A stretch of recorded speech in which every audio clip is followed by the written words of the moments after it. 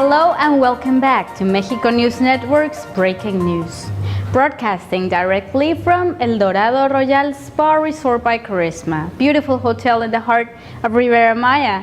Don't forget to follow us on social networks on Facebook, Twitter, and Google+. You'll find us as Mexico News Network, and for information on Mexico and the world 24/7, stay logged onto our website www.mexiconewsnetwork.com. Let's continue with more information. From April 10th to the 11th, Panama will host 35 heads of governments all across the Americas, which will gather to discuss common policy issues, share values, and commit to face challenges in inequality and education, health, the development of clean energies, democracy, and migration. This year's 7th Summit of the Americas will take place under the title Prosperity with Equity, the challenge of cooperation in the Americas.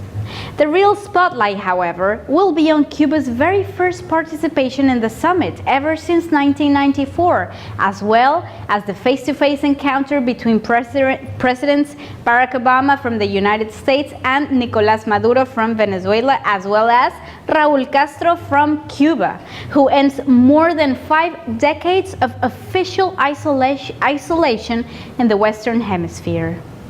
The White House said there will be many opportunities for conversations between Barack Obama and Raúl Castro at the 2-day Summit of the Americas that begins this Friday in Panama, but noted that no formal bilateral meeting had yet been planned.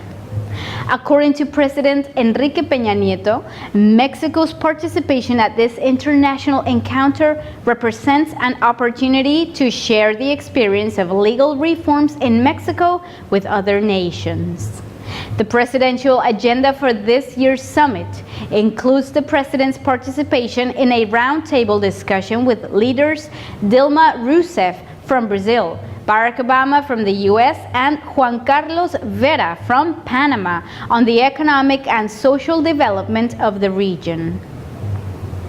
Also invited are the CEOs of the most important companies of the continent, with the aim of fostering future alliances between the private and public sector to work together for the benefit of communities across the Americas. Despite the rapid economic development enjoyed by the countries of the region, it is clear that wealth is not equally distributed among all citizens, and also that there are some pending tasks regarding equity and integration in the region, environmental, energy, and migration issues, and more. Based on these premises, the Panamanian government intends to help the leaders of the region reflect upon the hardship facing the citizens while looking at their capabilities to effect change. The purpose is to find a common ground despite our differences in order to reach a prosperity based in equity.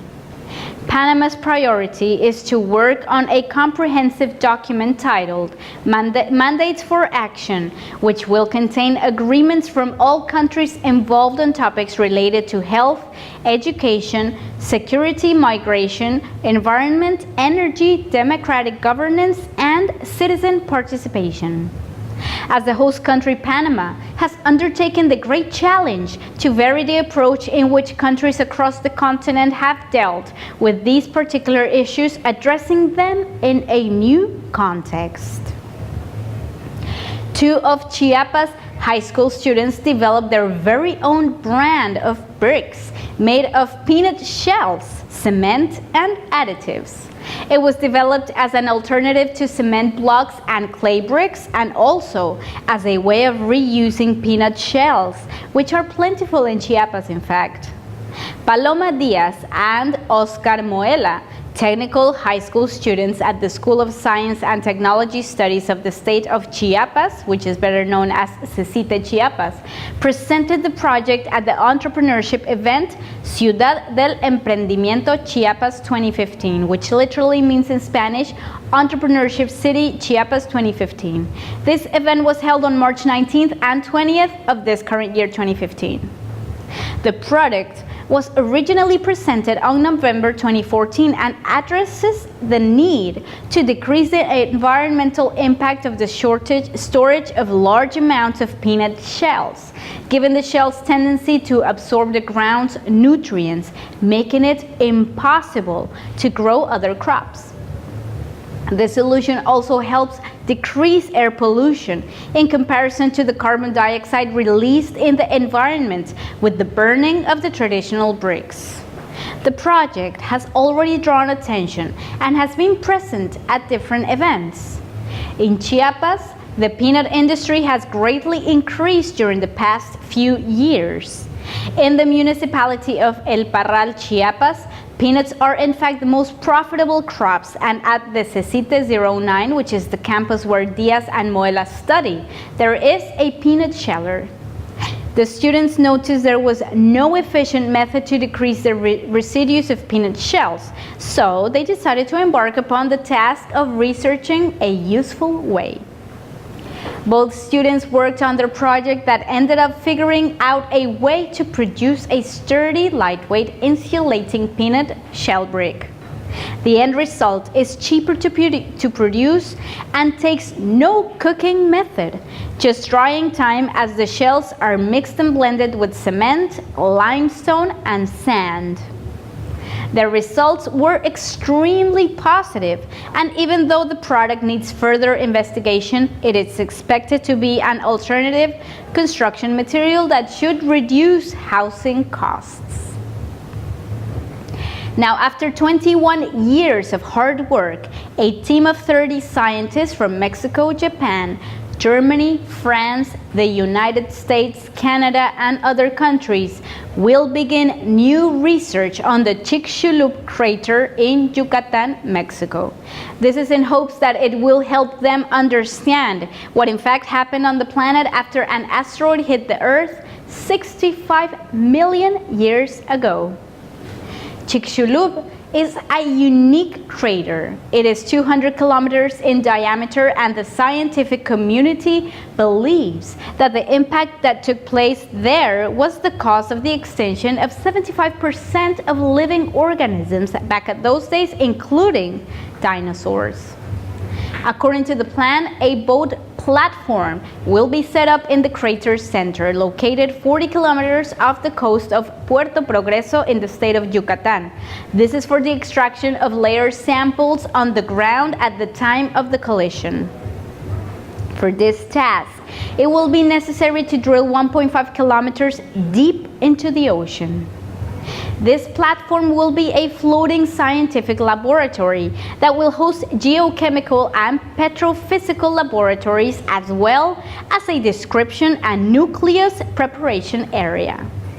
The European Consortium for the Ocean Research Drilling, ECORD, will invest around $10 million in this only endeavor, as confirmed by Jaime Urrutia, a geophysicist from the National Autonomous University of Mexico, better known as the UNAM, and also head of chief of the investigation team. In accordance to Sean Gulick, a researcher at the University of Texas, the Chicxulub Crater Scientific Drilling Project has three main aspects to investigate. Number one, analyze the stages of the mass extinction event which took place 65 million years ago. Number two, document the process of the asteroid impact. And number three, to understand what kind of conditions enabled that restoration of the habitat. Ligia Perez Cruz, also an UNAM researcher, said that the importance of this investigation lies in understanding climate change. She also added that at those times, the Earth in fact went through a process that was very similar to today's global warming, and to understand how the planet went through those changes would be a very important tool for the scientific community. Are you a Game of Thrones fan? Now let's see how you like this piece of news coming right up.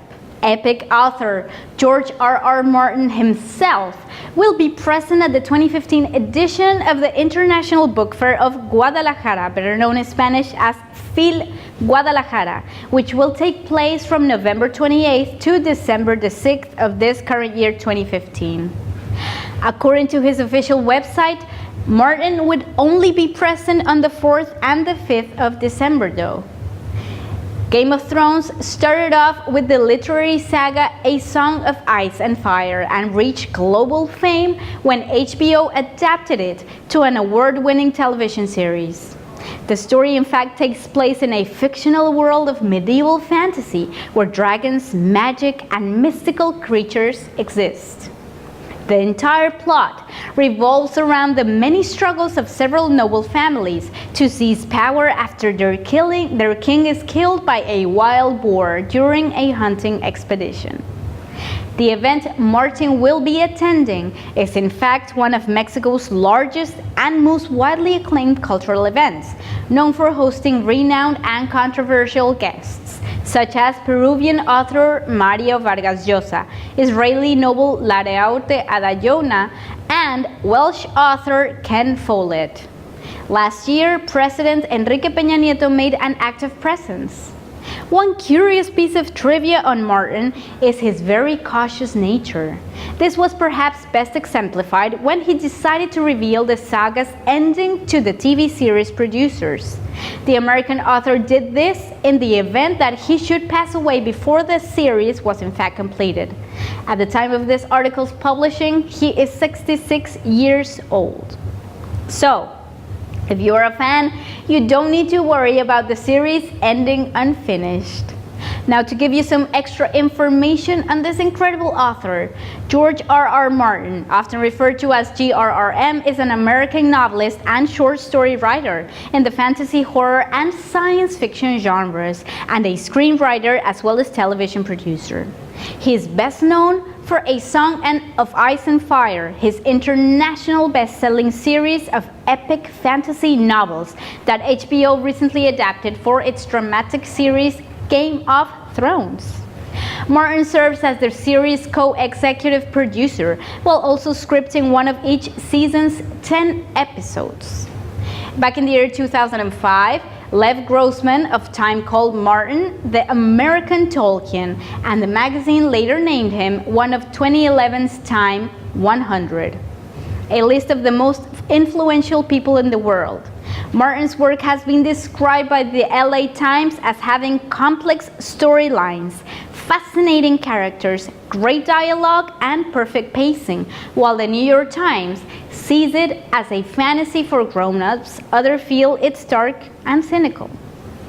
This story has a strong sense of melancholy. His characters are often unhappy or at least unsatisfied, in many cases holding on to idealisms in spite of an otherwise chaotic and ruthless world. In many cases troubled by their very own self-seeking or violent actions, even as they undertake them. Many have elements of tragic heroes or anti-heroes in them. Reviewer T.M. Wagner writes, "Let it never be said, Martin does not take Shakespeare's fondness for the senselessly tragic." Excellent news, don't you think? We'll be right back with more information on Mexico and the world after these few messages from our sponsors.